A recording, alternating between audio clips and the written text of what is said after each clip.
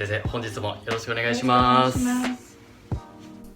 Hello everyone, today I'll show the Japanese flower arrangement.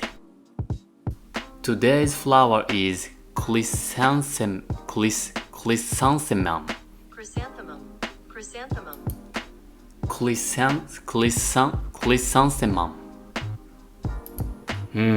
It's so difficult to pronounce. Chrysanthemum has characteristic leaves, so it's important how to arrange leaves as well. Chrysanthemum is called kiku in Japanese. I finished shin part. Shin part is the most tallest part. There are three parts. The most tallest part is called shin, and the middle part is soe, and lowest part is tai. One of the good points I start to learn Ikebana is I can forget reality and everything.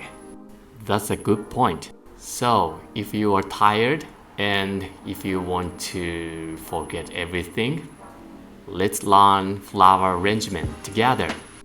And after every class, you can decorate your flower art in your room. So my room always makes me relax. And I've just finished to arrange that. 3, 2, 1.